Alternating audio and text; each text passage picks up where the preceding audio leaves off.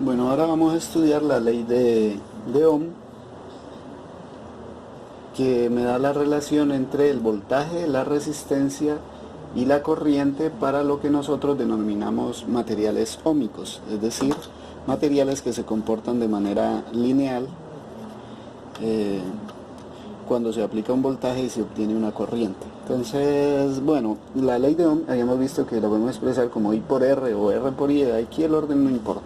Pero lo que me dice la ley de Ohm es lo siguiente, que en la medida en que yo aplique una diferencia de potencial a un material que posee una resistencia eléctrica al paso de la corriente, que lo podemos expresar, digamos, lo podemos esquematizar con este circuito, donde aquí hemos colocado, por ejemplo, una batería que tiene un voltaje delta dB y la conectamos con una resistencia de carbono, por ejemplo, como las que ustedes van a utilizar en el laboratorio, que se denota, bueno, el símbolo de la fuente de voltaje continuo o DC va a ser dos barras paralelas, pero una más corta que la otra. La barra corta corresponde con el signo negativo y la barra larga corresponde con el signo positivo.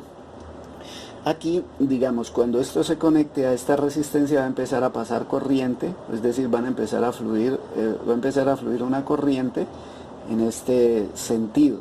Ahora, nosotros sabemos que los que se mueven son los electrones y en realidad los electrones se van a mover al contrario, pero digamos que por un error histórico, antes de conocer qué era lo que se movía en esos materiales conductores, se creía que las que se movían eran las cargas positivas y no las cargas negativas como se descubrió después. Cuando se dieron cuenta los científicos de ese error, pues bueno, ya era demasiado tarde para corregir muchas ecuaciones y simplemente se asumió que el sentido de la corriente es contrario al sentido en el que realmente se mueven los portadores de carga, que son los electrones. Entonces, digamos, si aquí estamos diciendo que la corriente está en este sentido, sabemos que las portadores de carga, que en este caso son los electrones, están moviendo en sentido contrario. Y así funciona, digamos, por convención, el sentido de la corriente en circuitería. Bueno, cuando nosotros vamos al laboratorio, nosotros ¿qué hacemos? Armamos un circuito como este, es decir, conectamos a una fuente de voltaje DC, una resistencia de un valor cualquiera y luego empezamos a variar el voltaje y miramos el voltaje en la fuente y luego miramos cuánto varía el voltaje aquí en la resistencia. ¿Sí? Esa es una manera de hacerlo. Y vamos a mirar también, bueno, vamos a mirar también cuánto varía la corriente. Cuando hacemos eso nos vamos a dar cuenta que si hay como hay una sola resistencia de voltaje aquí, aun cuando variemos acá, el voltaje de aquí siempre va a ser igual al voltaje que yo tenga en esta resistencia. Pero la corriente sí va a empezar a variar. Entonces nosotros vamos a poder obtener una tabla de datos en la cual vamos a tener, digamos, la corriente medida en amperios y el voltaje medido en voltios. Y voy a obtener una tablita de datos. Cada que yo cambie el voltaje, la corriente que va a pasar por ese circuito va a ser diferente. Entonces tengo una tablita de datos del voltaje medido aquí, es decir, cuando yo varíe el voltaje acá, aquí también me va a cambiar el voltaje y este voltaje va a ser igualito al de la fuente. Por otra parte, cuando yo mida la corriente que está pasando, bueno, digamos que aquí le podemos colocar un amperímetro en esta parte, cortamos el cable aquí e introducimos un amperímetro y estamos midiendo entonces la corriente en amperios y acá podemos conectarle de estos dos lados, podemos conectar un voltímetro. En los extremos de la resistencia vamos a tener una tabla de datos. Luego cuando nosotros grafiquemos este voltaje contra la corriente, vamos a obtener una serie de puntos que en general me va a dar una tendencia lineal, en este caso con resistencias de carbono.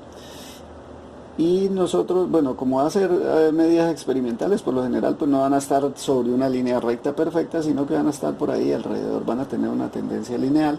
Luego yo vengo con mínimos cuadrados y le hago una regresión lineal y obtengo una ecuación de la forma y igual a ax más b, ¿sí? ¿Quién va a ser la y? La y va a corresponder con el voltaje, la que va a ser la pendiente de esta gráfica, va a corresponder con la resistencia, la x va a corresponder con la corriente que está cambiando, y la b va a ser muy próxima a cero, porque la ecuación me dice que esto es de la forma, o sea, aquí podemos hacer la analogía, que esto va a ser b, no escribamos ya delta E, escribamos simplemente el voltaje, va a ser igual a R por I más 0. Bueno, experimentalmente ya el valor no nos va a dar 0, pero sí nos debe dar próximo a 0. Este va a ser el equivalente con la corriente, que es la variable, es decir, el valor que va a estar cambiando en la medida en que nosotros variamos el voltaje. Y esta pendiente que nosotros encontremos aquí, o sea, cuando nosotros encontremos la pendiente, esa pendiente va a ser justamente la resistencia eléctrica. Esa es la manera de determinar la resistencia eléctrica de un material conductor que es óhmico.